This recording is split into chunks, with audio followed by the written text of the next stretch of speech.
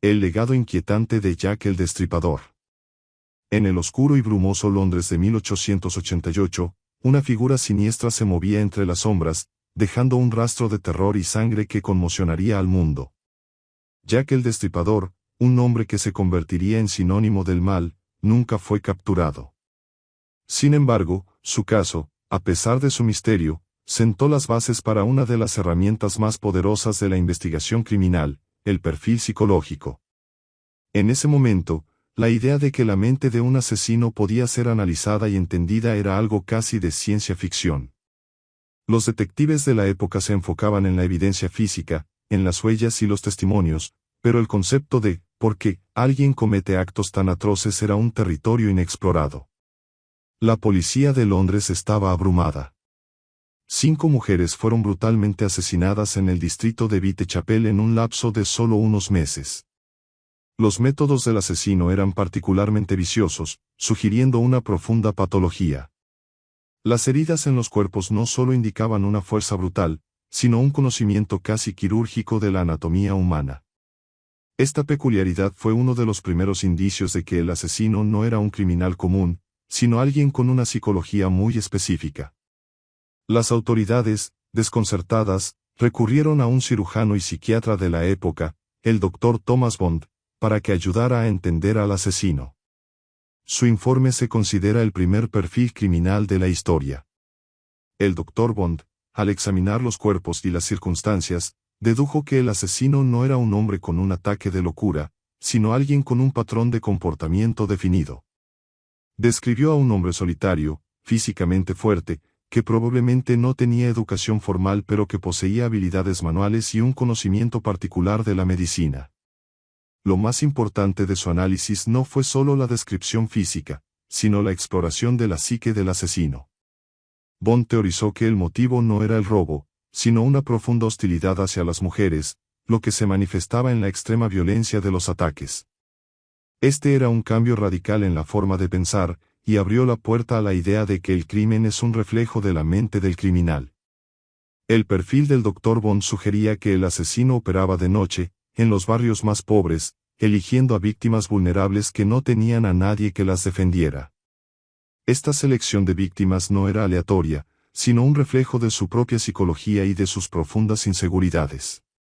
El acto de matar no era solo un acto de agresión, sino una expresión de poder y control sobre aquellos a quienes consideraba inferiores. Este patrón de comportamiento, esta firma psicológica, es lo que los futuros perfiladores buscarían en otros casos sin resolver. Su elección de mutilar a las víctimas de una manera tan específica y grotesca hablaba de una fantasía interna, un ritual personal que necesitaba ser satisfecho. No era solo un acto de violencia, sino un acto de simbolismo oscuro. A pesar de que el caso del Destripador nunca se cerró, el trabajo del Dr. Bond se convirtió en un faro para los futuros criminólogos. Su enfoque en el cómo y el por qué del crimen, en lugar de solo en el quién y el dónde, demostró que la psicología era una herramienta esencial para resolver casos complejos. El análisis de la escena del crimen no solo proporcionaba evidencia forense, sino también pistas sobre el estado mental del perpetrador. La elección de las víctimas, la naturaleza de las heridas, la ubicación de los crímenes, todo ello podía contar una historia sobre la mente de quien los había cometido. Esta nueva perspectiva permitió a los detectives pensar como el asesino, intentando entender la lógica interna de sus actos ilógicos. La fascinación por el caso del Destripador perdura hasta hoy precisamente por eso. No es solo un enigma de detectives, sino un enigma psicológico. ¿Qué tipo de hombre era capaz de tales atrocidades? ¿Qué traumático evento en su vida lo llevó por ese camino? Estas son preguntas que van más allá del simple arresto y nos llevan al corazón mismo de la psicología criminal. Y aunque nunca obtengamos las respuestas, el intento de encontrarlas nos ha dado un conocimiento invaluable sobre el lado más oscuro de la naturaleza humana. El caso también resalta la idea de que la ausencia de un móvil claro y racional es en sí misma una pista, apuntando a una motivación puramente patológica. La psicología forense moderna, con sus complejas teorías sobre el apego, el trauma y la psicopatía, se apoya en los cimientos sentados por el Dr. Bond. Cada vez que un perfilador criminal se sienta a analizar un caso, está, de alguna manera, rindiendo homenaje a ese primer y valiente intento de entender a un asesino no solo por sus acciones, sino por su mente. El caso de Jack el Destripador es el prólogo de la psicología criminal, un recordatorio de que a veces, para atrapar a un monstruo, primero hay que entender cómo y por qué se convirtió en uno. La niebla, las calles oscuras y la sensación de peligro eran el telón de fondo de una mente que operaba en las sombras. La firma del asesino de BTK. Dennis Rader, conocido como el asesino de BTK, fue un depredador serial que eludió a la policía durante más de 30 años. Sus crímenes, que ocurrieron entre 1974 y 1991, se caracterizaron por una extrema brutalidad y un patrón de comportamiento ritualístico que los detectives de la época no podían descifrar. La policía se enfocaba en la evidencia física, pero lo que realmente resolvió el caso, años después, no fue un ADN o una huella dactilar, sino su propia psicología y su insaciable necesidad de reconocimiento. La firma de BTK, sus calling cards psicológicas, fueron lo que finalmente lo traicionaron. Rader no era un asesino impulsivo. Sus crímenes eran meticulosamente planeados, desde la vigilancia de sus víctimas hasta la ejecución de los actos. El nombre, BTK, Bind, Torture, Killatar, torturar, matar, lo acuñó él mismo en sus cartas a los medios de comunicación. Esta necesidad de ser reconocido por sus crímenes no era solo una manifestación de su ego, sino una parte fundamental de su patología. Rader disfrutaba del control, no solo sobre sus víctimas, sino sobre la narrativa de sus crímenes. Su necesidad de notoriedad era una parte tan crucial de su comportamiento como el acto de matar en sí mismo. Su fantasía de ser un genio criminal era tan fuerte que eclipsaba cualquier instinto de autoconservación. Años después de que sus crímenes cesaran, Rader reapareció en la escena, enviando cartas y paquetes a la policía y a los medios. Este fue su mayor error. Un criminal serial, incluso después de un largo periodo de inactividad, a menudo no puede resistir la tentación de revivir la emoción de sus actos o de reafirmar su poder. En el caso de Rader, la necesidad de ser reconocido era más fuerte que su instinto de autoconservación. La policía, asesorada por psicólogos y perfiladores, entendió que no podían simplemente ignorar sus comunicaciones, tenían que jugar su juego psicológico. Los psicólogos forenses aconsejaron a la policía que establecieran una línea de comunicación con Rader. Le enviaron mensajes codificados en periódicos y anuncios, alentándolo a continuar la correspondencia. Fue en esta interacción que Rader, cegado por su narcisismo y su creencia de que era más inteligente que la policía, se traicionó a sí mismo. Creyendo que sus mensajes no podían ser rastreados, le preguntó a la policía en una carta si era seguro enviar un disco de computadora. La policía, bajo el consejo de los psicólogos, le respondió que sí, que un disquete sería indetectable. Rader mordió el anzuelo. El disquete, que contenía información sobre un club de la iglesia al que asistía Rader y un archivo de Microsoft Word con metadatos que lo vinculaban a su nombre, se convirtió en la pieza clave para su captura. La psicología que lo había impulsado a cometer sus crímenes fue la misma que lo llevó a su caída. Su ego, su necesidad de control y su fantasía de ser un genio criminal lo cegaron ante la posibilidad de que la tecnología, y la psicología detrás del juego de la policía, lo delatarían. El acto de enviar el disquete no fue un error accidental, sino el resultado de su propia patología. Su necesidad de ser validado como un genio era más importante que su propia libertad. La firma psicológica de BTK no era solo el método de sus asesinatos, sino también su constante comunicación con el mundo exterior. Para los perfiladores, esta firma es la parte más íntima del crimen, el porqué de las acciones. Mientras que el modus operandi puede cambiar, por ejemplo, como entra a una casa, la firma, la necesidad de humillar, la fantasía, el ritual, permanece constante. En el caso de Rader, su firma era su necesidad de ser visto, de dejar una marca, y esa necesidad finalmente se volvió contra él. La historia de BTK nos enseña que el crimen no es solo un acto físico, sino un acto psicológico. La mente del criminal es un campo de batalla donde el ego, la fantasía y el deseo de poder luchan por el control. Y en muchos casos, es precisamente el lado más oscuro de esa psique, la necesidad de reconocimiento o la obsesión por el ritual, lo que proporciona a los investigadores la clave para resolver el caso. Rader era un hombre ordinario por fuera, un devoto miembro de la iglesia, un padre de familia, un Boy Scout. Pero por dentro, vivía una vida de fantasía retorcida. La desconexión entre su apariencia y su realidad era tan profunda que le permitía llevar una doble vida durante décadas. Es la misma desconexión que le impedía ver que su ego, su más grande debilidad, era lo que finalmente lo expondría. Su caída fue un triunfo de la psicología sobre la criminalidad, demostrando que a veces, la mente es la evidencia más reveladora de todas. Los demonios de Son of Sam.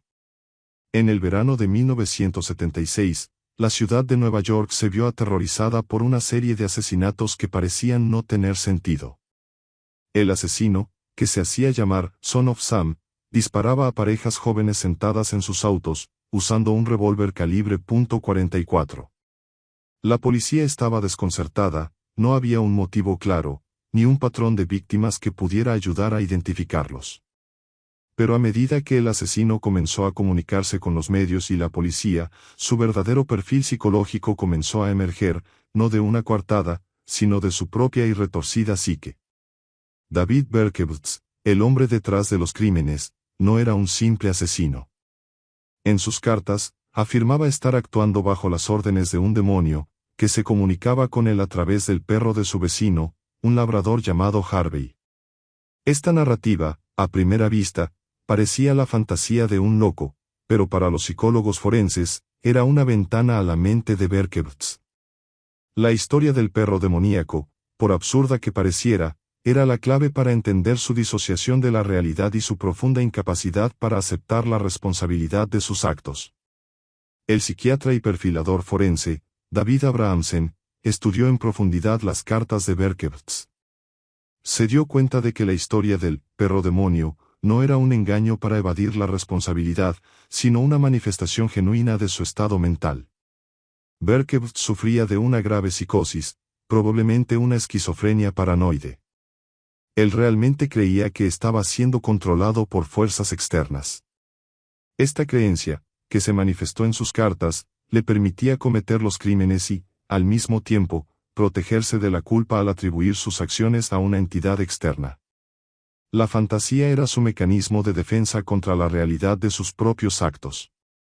El caso de Son of Sam es un ejemplo de cómo la psicología no solo ayuda a atrapar a un criminal, sino que también nos permite entender los mecanismos de la mente que lo impulsan a cometer actos tan terribles.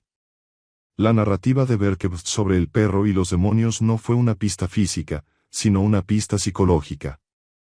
Revelaba a un hombre con una profunda desconexión con la realidad, un hombre que no podía enfrentarse a sus propios demonios internos y que, en cambio, los externalizaba en la forma de un perro parlante. Este tipo de delusiones son un síntoma clásico de la psicosis, y el hecho de que él las compartiera abiertamente era una señal de su estado mental. El arresto de Berkowitz se produjo de manera fortuita, pero el caso se resolvió gracias a la psicología que revelaron sus cartas.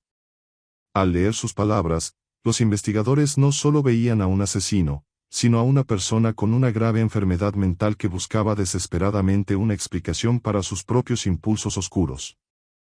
La historia del perro no era una excusa, sino un síntoma de su psicopatología, una ventana a un mundo interior de paranoia y delirio.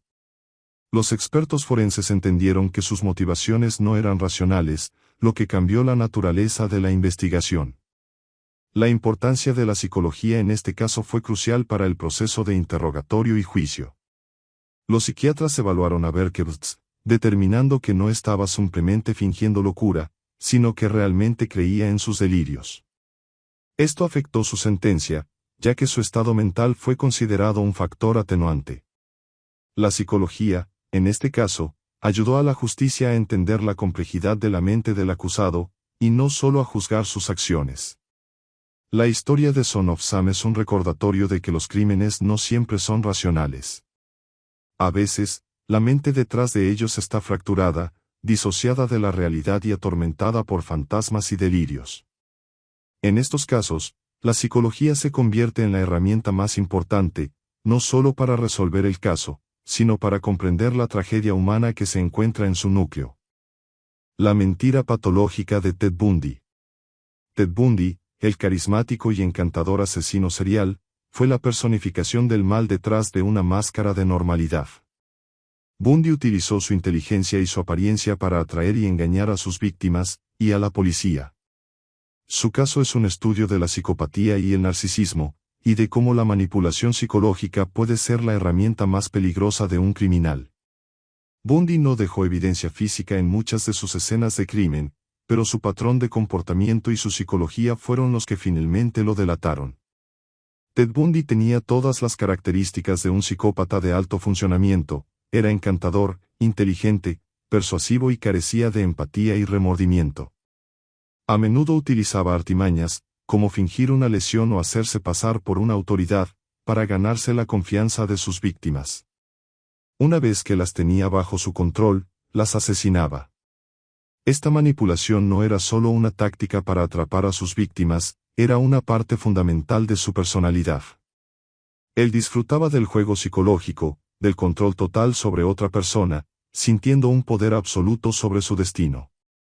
Bundy fue capturado y escapó de la cárcel 2 veces, demostrando una audacia y una inteligencia que aterrorizaron al público y desconcertaron a las autoridades. Durante sus interrogatorios, Bundy mantuvo una fachada de inocencia. Se jactó de su conocimiento del derecho y se representó a sí mismo en la corte, en un intento de controlar la narrativa de su propio juicio. Este comportamiento era un reflejo de su profundo narcisismo y de su creencia de que era más inteligente que todos a su alrededor. Se creía inmune a la justicia. La psicóloga forense y perfiladora criminal, Anne Roulet, que había trabajado con Bundy antes de que se revelara su verdadera identidad, escribió sobre su dualidad. Por un lado, era el hombre encantador y considerado que ella había conocido. Por otro, era un depredador sin alma. Esta desconexión es una característica central de la psicopatía. Los psicópatas no son necesariamente locos, pero son moral y emocionalmente disfuncionales. No sienten miedo ni culpa, lo que les permite cometer actos horribles sin ninguna consecuencia emocional. El caso de Bundy fue resuelto en gran parte gracias a los testimonios de las sobrevivientes que lograron escapar de él y al meticuloso trabajo de los perfiladores que analizaron su patrón de comportamiento. Entendieron que Bundy no era un criminal al azar, tenía un patrón de comportamiento, una firma psicológica. Sus víctimas eran a menudo mujeres jóvenes con cabello largo y oscuro, y a menudo las atacaba en lugares públicos, demostrando una audacia y una necesidad de control que eran características de su personalidad.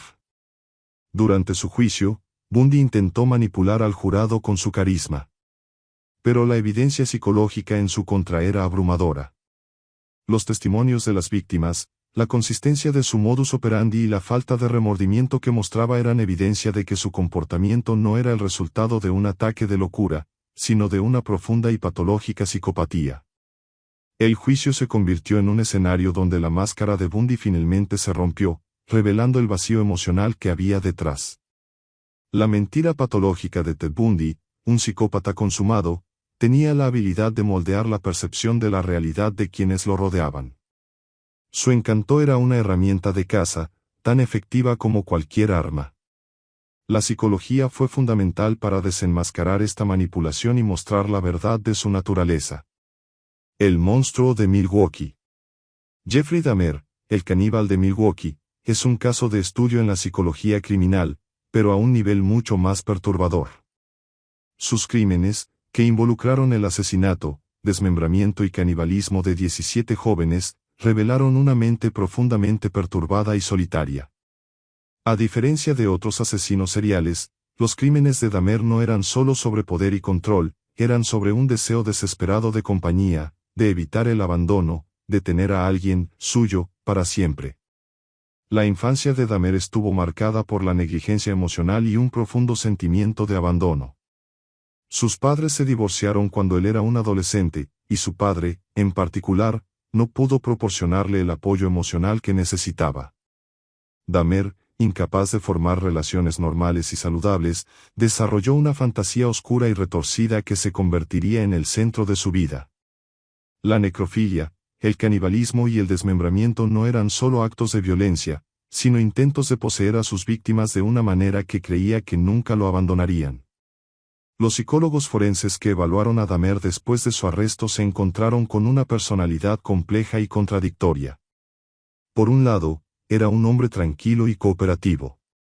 Por otro, era un depredador que había cometido actos de horror inimaginables. La clave para entender a Dahmer no estaba en su sadismo, sino en su profundo y patológico miedo al abandono. Sus crímenes no eran solo sobre la violencia, eran una manifestación de su soledad. El caso de Dahmer es un ejemplo de cómo la psicología criminal puede ir más allá de la simple identificación de un patrón. En el caso de Dahmer, la psicología fue utilizada para entender la motivación detrás de sus crímenes. No eran actos de locura aleatorios, eran el resultado de una vida de trauma, negligencia y soledad. La psicología ayudó a los investigadores a construir un perfil de un hombre que, por fuera, parecía normal, pero por dentro, estaba consumido por un deseo oscuro y retorcido.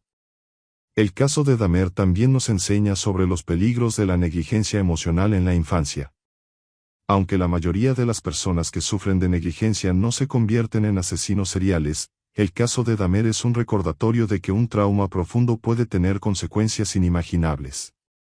La psicología ayudó a la justicia a entender que Dahmer no era solo un monstruo, sino una víctima de su propia patología y de una vida de soledad. La mente fragmentada de John Wayne Gacy.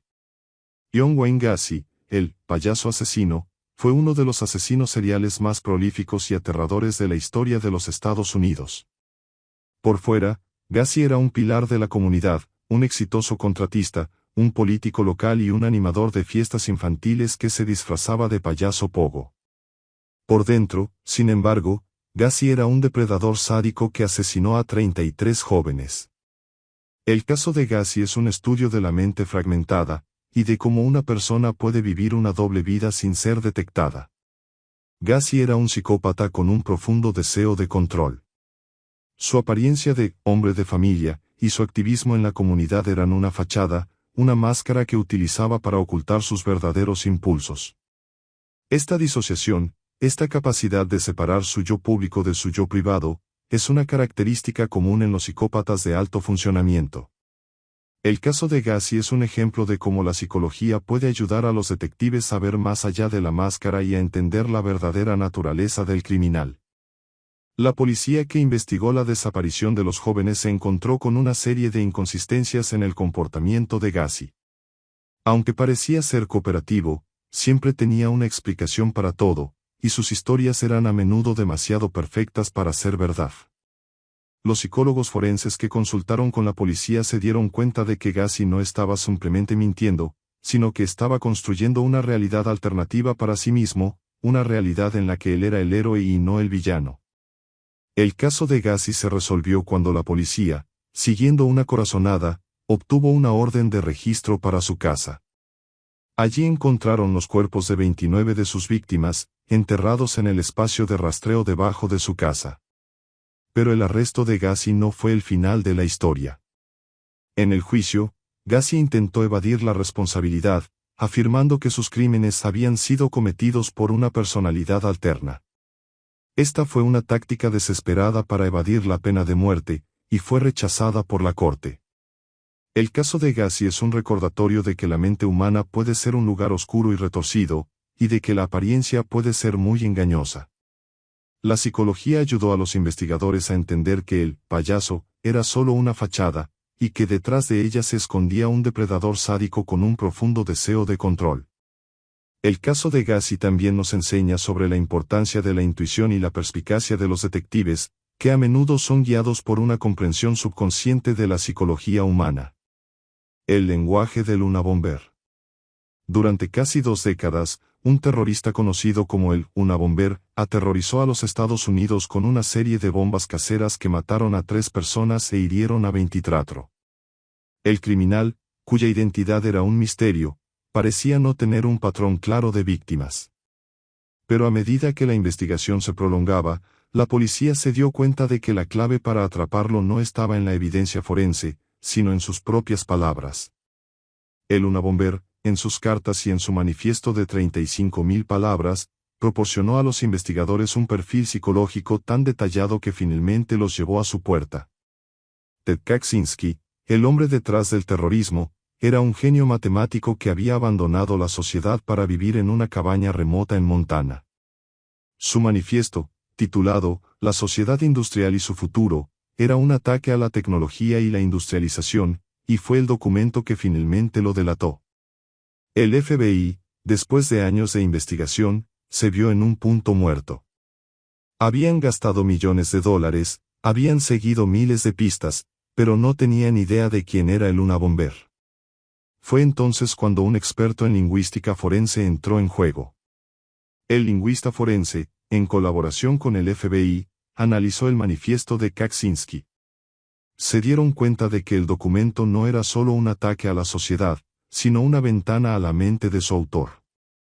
Las palabras que Kaczynski utilizaba, la forma en que construía sus frases, sus opiniones políticas y su profundo resentimiento hacia la tecnología, todo ello proporcionaba un perfil psicológico sorprendentemente detallado. La cuñada de Kaczynski, al leer el manifiesto, reconoció el lenguaje y las ideas de su cuñado. Se puso en contacto con el FBI, que comparó el manifiesto con las cartas que Kaczynski había escrito a su familia. Las similitudes eran asombrosas. El vocabulario, la gramática, la sintaxis, todo coincidía. La psicología del Unabomber, su profundo odio hacia la sociedad industrial, su narcisismo y su creencia de que era el único que podía ver la verdad, estaba plasmada en sus propias palabras. El caso de Kaczynski es un ejemplo de cómo la psicología forense puede ir más allá de los crímenes y entrar en el reino del lenguaje. La forma en que nos comunicamos, la forma en que expresamos nuestros pensamientos, puede ser tan reveladora como una huella dactilar. La psicología del lenguaje, o la psicolingüística, se ha convertido en una herramienta invaluable para los investigadores, ayudándoles a identificar a los autores de cartas anónimas y a comprender la mentalidad de los criminales. El caso de Kaczynski es un recordatorio de que los criminales, incluso los más inteligentes, a menudo tienen un ego que los traiciona. Su necesidad de ser escuchados, de justificar sus acciones, puede ser su mayor debilidad. Kaczynski, un genio que eludió a la policía durante casi 2 décadas, fue finalmente capturado no por su intelecto, sino por su necesidad de ser reconocido. La ira de Aileen Wuornos. Aileen Wuornos fue una asesina serial atípica, una mujer que mató a 7 hombres en Florida entre 1989 y 1990. Wuornos, una prostituta que había sufrido un abuso sexual y físico desde la infancia, afirmaba que había actuado en defensa propia, y que sus víctimas eran sus atacantes. El caso de Wuornos es un estudio de la psicología del trauma y la victimización, y de cómo una vida de abuso puede llevar a una persona a cometer actos de violencia extrema. La vida de Wuornos estuvo marcada por la violencia, la negligencia y el abuso. Fue violada repetidamente en su infancia, y su madre la abandonó. Al crecer, Wuornos se encontró en una vida de prostitución y crimen, y su única forma de sobrevivir era la violencia. Aileen no era un asesino serial típico. No mataba por placer o por control, sino por supervivencia. Su ira era el resultado de una vida de trauma, y sus crímenes eran un reflejo de su profundo resentimiento hacia los hombres que la habían abusado. La psicóloga forense que evaluó a Wuornos se dio cuenta de que Aileen no estaba simplemente fingiendo locura. Su historia de abuso era real, y su ira era un subproducto de ese trauma. Wuornos no era un monstruo sin emociones, era una mujer herida que había sido llevada al límite. La psicología forense ayudó a la justicia a entender que el caso de Wuornos no era simplemente un caso de asesinato, sino un caso de trauma y victimización. Aunque Aileen Wuornos fue finalmente condenada por sus crímenes, su caso es un recordatorio de que la mente de un criminal es a menudo un producto de su entorno. La psicología ayudó a los investigadores a entender que Wuornos no era un asesino nato, sino una víctima que había sido llevada a la violencia por una vida de abuso. La psicosis de Ed Gein. Ed Gein, el carnicero de Plainfield, es uno de los casos más extraños y aterradores de la historia criminal. Gein, un hombre solitario que vivía en una granja remota en Wisconsin, se convirtió en una figura de pesadilla cuando la policía descubrió que había exhumado cuerpos de cementerios locales y utilizado sus partes para crear muebles y ropa. El caso de Jane es un estudio de la psicosis, la esquizofrenia y el profundo y retorcido mundo interior de una mente fragmentada. La vida de Jane estuvo dominada por su madre, una mujer religiosa y abusiva que le inculcó una profunda aversión por las mujeres y una creencia en la depravación de la sexualidad. Cuando su madre murió, Jane, incapaz de lidiar con su pérdida, se sumergió en una psicosis profunda. Comenzó a robar cadáveres de tumbas locales, buscando a mujeres que se parecieran a su madre, en un intento desesperado de traerla de vuelta. El caso de Jane no fue resuelto por la evidencia física, sino por la psicología. El comportamiento de Jane era tan extraño y perturbador que la policía se dio cuenta de que no estaban lidiando con un criminal común, sino con alguien que sufría de una grave enfermedad mental. El perfil psicológico de Jane, un hombre solitario y socialmente torpe que estaba obsesionado con su madre, ayudó a los investigadores a entender el porqué de sus crímenes. El caso de Jane es un ejemplo de cómo la psicología puede ayudar a la justicia a entender la complejidad de la mente de un criminal. Jane fue declarado legalmente loco y enviado a una institución mental, en lugar de a prisión. La psicología en este caso no se utilizó para atrapar a un criminal, sino para entender su estado mental y para garantizar que se hiciera justicia de una manera que tuviera en cuenta su profunda psicosis. El enigma del asesino del Zodíaco. El asesino del Zodíaco, que aterrorizó a San Francisco en los años 60 y 70, es uno de los asesinos seriales más notorios y elusivos de la historia criminal. A diferencia de otros criminales, el Zodíaco no solo mataba, sino que también jugaba un juego psicológico con la policía y los medios. Sus cartas, que contenían acertijos y amenazas, eran su forma de control, su manera de demostrar que era más inteligente que todos. El caso del Zodíaco es un estudio de la mente narcisista, de la necesidad de control y de cómo la comunicación puede ser una herramienta de manipulación. El Zodíaco enviaba cartas a los periódicos locales, en las que se jactaba de sus crímenes y se burlaba de la policía. Estas cartas eran su forma de controlar la narrativa de sus crímenes, de asegurarse de que su historia fuera contada como él quería. Para los perfiladores forenses, estas cartas eran una mina de oro. Revelaban la psicología del asesino, su profunda necesidad de atención, su narcisismo y su creencia de que era un genio criminal. Los psicólogos forenses que estudiaron las cartas del Zodíaco llegaron a la conclusión de que el asesino no era un hombre solitario que vivía en la oscuridad, sino alguien que estaba desesperado por ser visto y reconocido. Su necesidad de ser el centro de atención era tan grande que estaba dispuesto a arriesgar su libertad para asegurarse de que su historia fuera contada. El caso del Zodíaco nunca se cerró, pero las cartas que dejó atrás son un recordatorio de que la mente de un criminal es un campo de batalla donde el ego, la fantasía y el deseo de poder luchan por el control. Y en muchos casos, es precisamente el lado más oscuro de esa psique, la necesidad de reconocimiento o la obsesión por el ritual, lo que proporciona a los investigadores la clave para resolver el caso. El asesino de Green River, Gary Ridgway. Durante casi 2 décadas, una ola de terror se extendió por el estado de Washington. Un asesino en serie, conocido como el asesino de Green River, acechó y mató a docenas de mujeres. La policía estaba abrumada por la cantidad de víctimas, y la falta de un patrón de evidencia física claro. Los cuerpos, la mayoría de prostitutas y jóvenes fugadas, eran abandonados en lugares remotos. El caso se convirtió en un pantano de pistas sin sentido. Fue la psicología forense la que finalmente proporcionó una brújula. Los perfiladores del FBI se unieron a la investigación. Su tarea no era encontrar al asesino, sino entenderlo.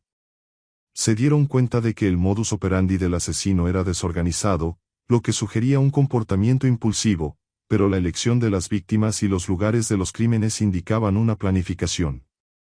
Esta contradicción era una pista en sí misma. El asesino, argumentaron los psicólogos, era probablemente un hombre que vivía cerca de los lugares donde se encontraban los cuerpos, alguien que tenía un trabajo que le permitía moverse con libertad por la zona. El perfil psicológico que construyeron era el de un hombre casado o con una pareja estable, que vivía una vida aparentemente normal, pero que era un depredador de bajo riesgo. Esto significaba que no atacaba a víctimas al azar, sino que se enfocaba en mujeres vulnerables, a quienes veía como prescindibles.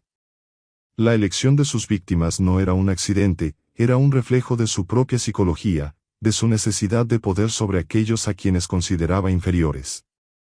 A pesar de que el asesino no dejaba evidencia física, su firma psicológica era clara: el desprecio por la vida de sus víctimas. No solo las mataba, sino que las humillaba en la muerte, abandonando sus cuerpos sin ningún cuidado. Esta firma era una ventana a su mente, un reflejo de un profundo desprecio por las mujeres. La psicología ayudó a los investigadores a ver que el asesino no era un criminal al azar, sino un depredador con un patrón de comportamiento definido. El perfil también sugería que el asesino probablemente era alguien que había tenido un conflicto con la ley en el pasado, pero que había logrado evadir la detección. Esto llevó a los investigadores a revisar a miles de sospechosos, buscando a alguien que encajara en el perfil psicológico. El asesino era un fantasma, pero el perfil lo hacía tangible. El asesino de Green River, Gary Ridgway, finalmente fue capturado gracias al ADN, pero el perfil psicológico que se había creado años antes fue una herramienta invaluable para los investigadores. No solo les ayudó a enfocar su búsqueda, sino que también les dio una comprensión de la mente del asesino, un conocimiento que fue crucial en su interrogatorio y juicio. La historia de Ridgway es un recordatorio de que un perfil psicológico no es solo una herramienta para atrapar a un criminal, sino también una forma de entender la mente de un asesino. Nos enseña que incluso cuando la evidencia física es escasa, el patrón de comportamiento de un criminal puede ser la clave para resolver el caso. El asesino de los niños de Atlanta, Wayne Williams. Entre 1979 y 1981, la ciudad de Atlanta se vio envuelta en una pesadilla. Más de 20 niños y adultos jóvenes desaparecieron y fueron encontrados muertos. La policía estaba desesperada, y el miedo se extendía por toda la comunidad. Los crímenes no tenían un patrón claro, y la policía estaba bajo una inmensa presión para encontrar al asesino. Fue entonces cuando el FBI intervino, trayendo a sus mejores perfiladores para ayudar a resolver el caso. Los perfiladores se enfocaron en la psicología de los crímenes. Se dieron cuenta de que los crímenes no eran solo asesinatos, eran un reflejo de la mente del asesino. El asesino era un hombre con un profundo resentimiento y un deseo de controlar a una población que veía como vulnerable. Los perfiles psicológicos sugirieron que el asesino era probablemente un hombre afroamericano, de entre 20 y 30 años, que vivía en el área donde se encontraban los cuerpos. Esta fue una de las primeras veces que un perfil criminológico se utilizó para identificar una raza específica. La psicología detrás del perfil era que el asesino no era un criminal común, sino alguien que se sentía superior a sus víctimas.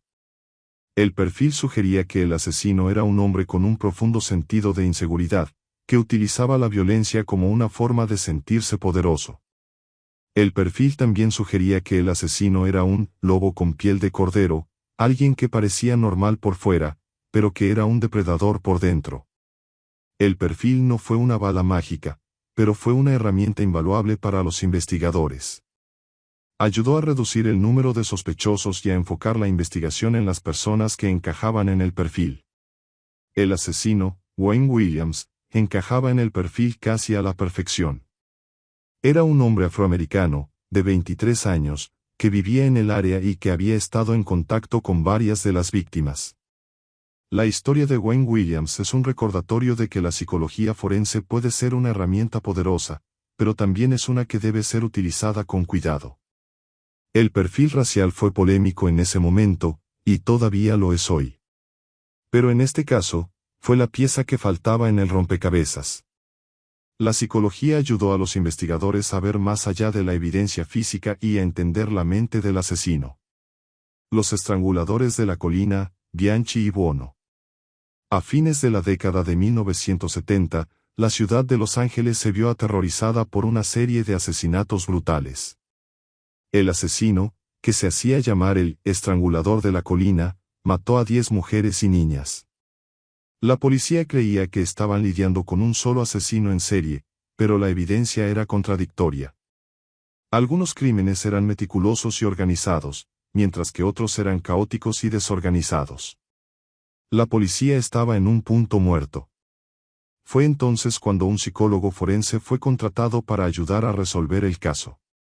El psicólogo, al analizar la evidencia y los patrones de comportamiento del asesino, llegó a una conclusión sorprendente: no había un asesino, sino dos. El psicólogo teorizó que los crímenes eran el trabajo de dos hombres que operaban juntos, uno dominante y uno sumiso. El dominante era un psicópata frío y calculador, que planeaba los crímenes con meticulosidad. El sumiso era un hombre más impulsivo y desorganizado, que seguía las órdenes del dominante. El perfil psicológico de los dos asesinos fue tan preciso que cuando Kenneth Bianchi fue arrestado, los detectives se dieron cuenta de que encajaba en el perfil del sumiso. Durante su interrogatorio, los detectives utilizaron las tácticas que los psicólogos les habían enseñado. Se dieron cuenta de que Bianchi era un mentiroso patológico, pero que era susceptible a la manipulación psicológica.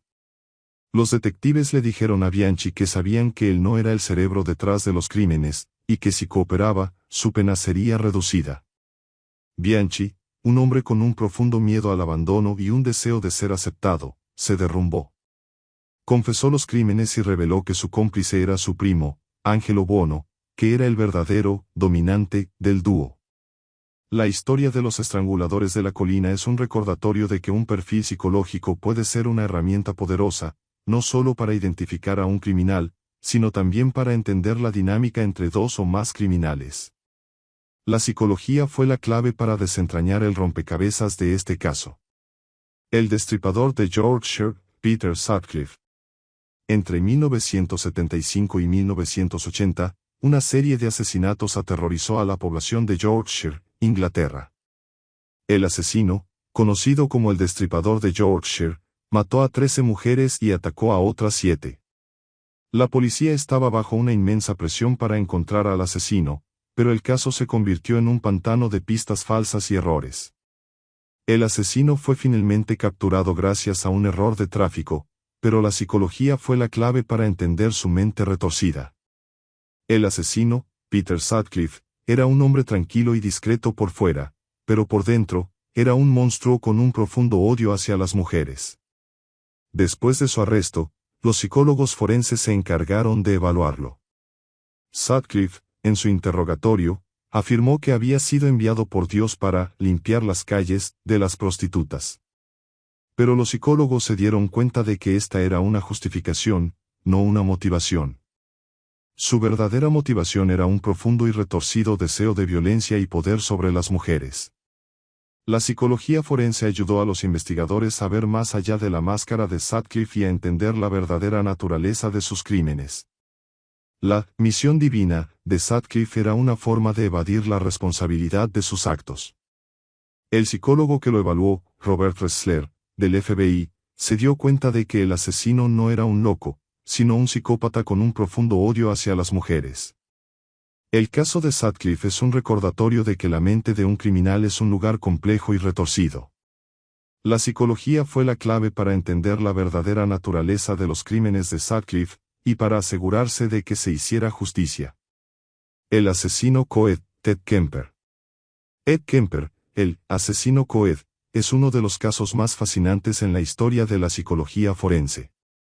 Kemper, un gigante de 2.06 metros y 136 kilos con un coeficiente intelectual de 145, aterrorizó a la población de California en la década de 1970.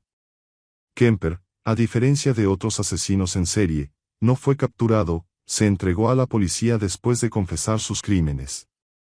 Su historia es un estudio de cómo la psicología puede ser la clave para entender a un asesino en serie. Kemper, que había tenido una infancia traumática marcada por el abuso de su madre, se convirtió en un sociópata con un profundo odio hacia las mujeres. Después de su arresto, Kemper se ofreció a cooperar con los psicólogos forenses del FBI.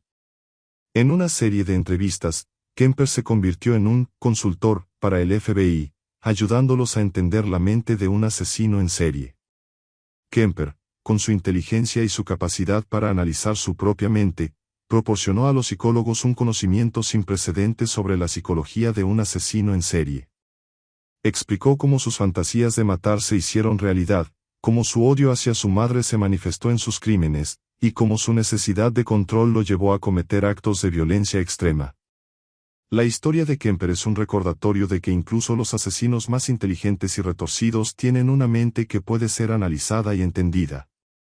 La psicología fue la clave para entender a Kemper, y para asegurarse de que se hiciera justicia.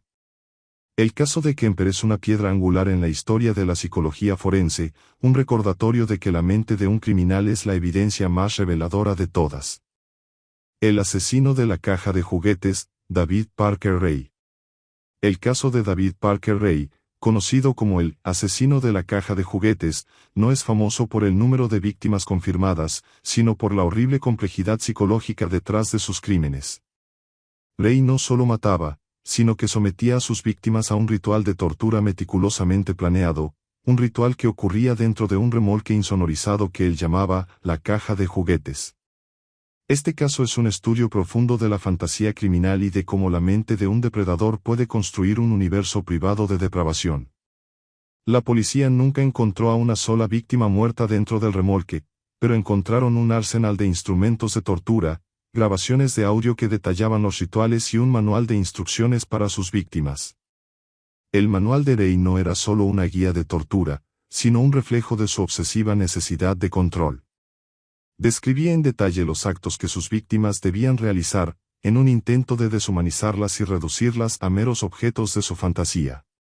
Su caja de juguetes no era solo un lugar de tortura, sino un escenario para su fantasía de poder total. Los psicólogos forenses que estudiaron el caso de Ray se dieron cuenta de que su modus operandi era mucho más que un simple acto de violencia. Era una ritualización extrema. Los crímenes de Ray no eran el resultado de un impulso repentino de ira, sino la culminación de años de fantasía sexual y depravación.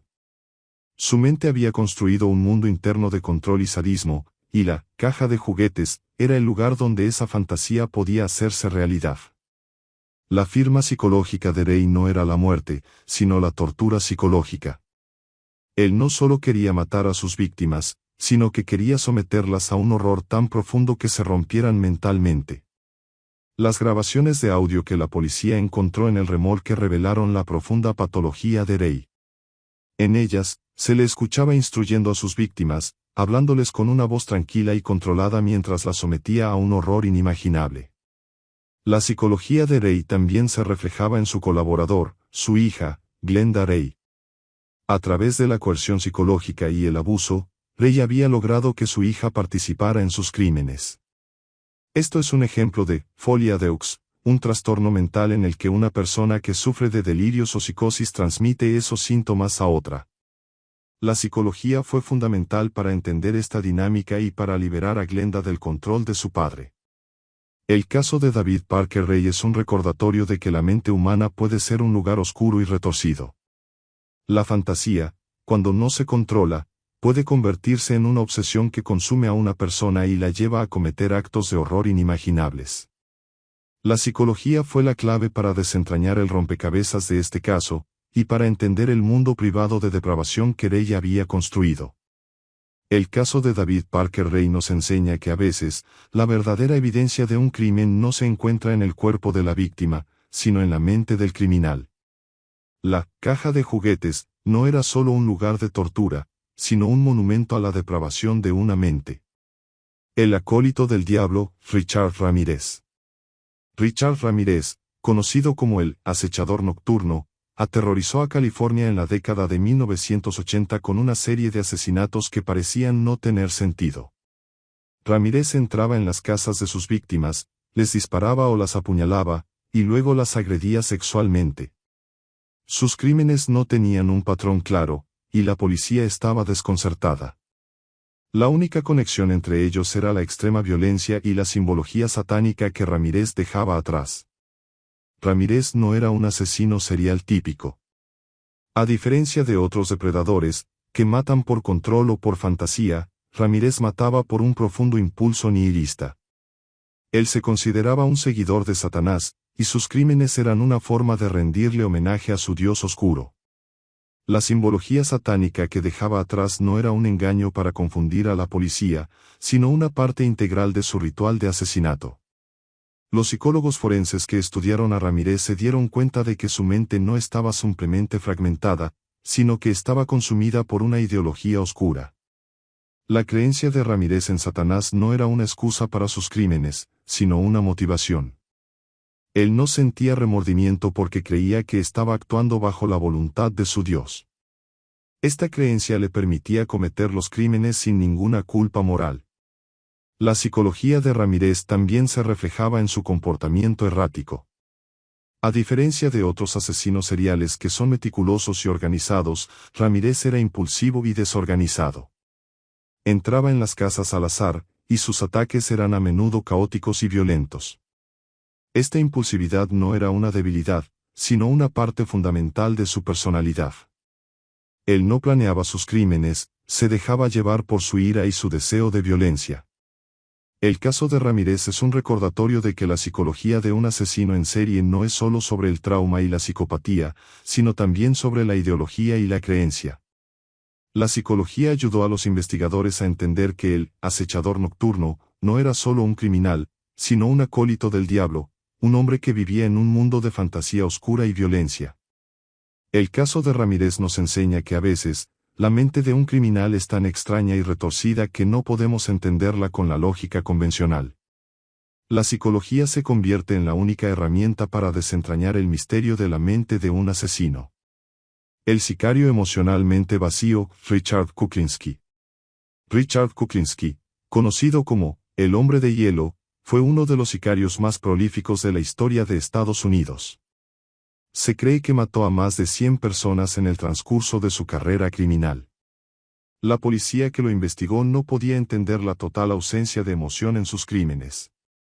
Kuklinski no mataba por ira o por placer sádico, mataba por dinero, con la misma frialdad con la que un carnicero mata a un animal. La vida de Kuklinski estuvo marcada por el abuso físico y psicológico desde la infancia. Su padre, un hombre violento y alcohólico, lo golpeaba brutalmente. El resultado de este trauma fue una total desconexión emocional. Kuklinski, incapaz de sentir empatía o remordimiento, se convirtió en un hombre vacío, una máquina de matar. Los psicólogos forenses que lo evaluaron se dieron cuenta de que la psicología de Kuklinski no se ajustaba a los patrones de otros asesinos. No era un psicópata en el sentido de que buscara el placer en el sufrimiento de los demás. Simplemente era un hombre que no sentía nada. Sus crímenes no eran una manifestación de su ira, sino una extensión de su vacío emocional. Él mataba por dinero, con la misma frialdad con la que un banquero maneja sus finanzas. La psicología de Kuklinski también se reflejaba en su doble vida. Por fuera, era un padre de familia y un hombre de negocios. Por dentro, era un asesino a sueldo. Esta desconexión era tan profunda que le permitía llevar una vida normal sin que nadie sospechara de su verdadera naturaleza. El caso de Kuklinski es un recordatorio de que la mente humana puede ser un lugar de total desolación. La psicología forense fue la clave para entender el vacío emocional de Kuklinski, y para comprender cómo un hombre puede convertirse en un monstruo sin siquiera sentirlo. La historia de Kuklinski es una advertencia sobre los peligros de la negligencia emocional en la infancia.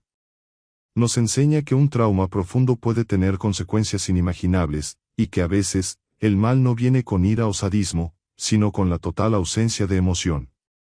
El fantasma del Estado Dorado, Joseph James DeAngelo. Durante más de 40 años, un asesino en serie conocido como el asesino del Estado Dorado, aterrorizó a California. Sus crímenes, que incluyeron más de 12 asesinatos y 50 violaciones, eran tan variados que la policía creía que estaba lidiando con varios criminales. Pero un psicólogo forense se dio cuenta de que los crímenes, a pesar de su variedad, tenían una firma psicológica en común. El asesino era un camaleón, un hombre que cambiaba su modus operandi para confundir a la policía. El psicólogo se dio cuenta de que el asesino era un hombre que se sentía poderoso y que disfrutaba del juego psicológico con la policía. Sus crímenes no eran solo actos de violencia, sino una forma de demostrar su inteligencia y su capacidad para evadir la detección. La firma psicológica del asesino era su necesidad de control y su deseo de ser el centro de la atención. La psicología también ayudó a los investigadores a entender que el asesino era un hombre con una profunda inseguridad. A pesar de su inteligencia y su audacia, el asesino era un hombre que se sentía inferior y que utilizaba la violencia como una forma de sentirse poderoso. El perfil psicológico sugirió que el asesino era un hombre casado o con una pareja, que vivía una vida aparentemente normal, pero que era un depredador por dentro. El caso de DeAngelo fue resuelto gracias al ADN, pero el perfil psicológico que se había creado años antes fue una herramienta invaluable para los investigadores. No solo les ayudó a enfocar su búsqueda, sino que también les dio una comprensión de la mente del asesino, un conocimiento que fue crucial en su interrogatorio y juicio. La historia de DeAngelo es un recordatorio de que la mente de un criminal es un lugar de total engaño. El asesino se disfrazaba como un hombre normal, pero por dentro era un monstruo con una profunda necesidad de control y un deseo de poder. La psicología fue la clave para desentrañar el rompecabezas de este caso, y para asegurarse de que se hiciera justicia. El francotirador de Washington, John Allen Muhammad y Lee Boyd Malvo. Entre 2002 y 2003, un par de francotiradores aterrorizaron a la población de Washington, D.C. y sus alrededores. Los crímenes, que se cobraron la vida de 10 personas, no tenían un patrón claro, y la policía estaba en un punto muerto. La única conexión entre ellos era el hecho de que los crímenes eran al azar y que los asesinos no dejaban evidencia física. La policía estaba desconcertada, pero la psicología fue la clave para resolver el caso. Los psicólogos forenses que estudiaron el caso se dieron cuenta de que los crímenes no eran el trabajo de un solo asesino, sino de dos.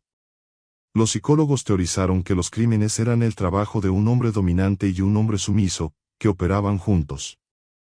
El dominante era un hombre mayor, con un profundo sentido de resentimiento y una necesidad de controlar. El sumiso era un adolescente, que había sido manipulado y adoctrinado por el hombre mayor. La psicología de la manipulación fue fundamental en este caso. El hombre mayor, John Allen Muhammad, había utilizado tácticas de manipulación para controlar al adolescente, Lee Boyd Malvo. Muhammad había adoctrinado a Malvo, haciéndole creer que estaban en una misión divina para limpiar el mundo. Esta creencia, que era una psicosis compartida, o folia deux, les permitía a ambos cometer los crímenes sin ninguna culpa moral. La psicología forense ayudó a los investigadores a entender la dinámica entre los dos asesinos. Se dieron cuenta de que el asesino no era un solo hombre, sino dos, y que su relación era la clave para resolver el caso. La psicología también ayudó a los investigadores a entender que el asesino, John Allen Muhammad, era un hombre con una profunda necesidad de control y un deseo de poder. El perfil psicológico de Muhammad era el de un hombre que se sentía superior y que utilizaba la violencia como una forma de sentirse poderoso. El caso de los francotiradores de Washington es un recordatorio de que la mente humana puede ser un lugar oscuro y retorcido.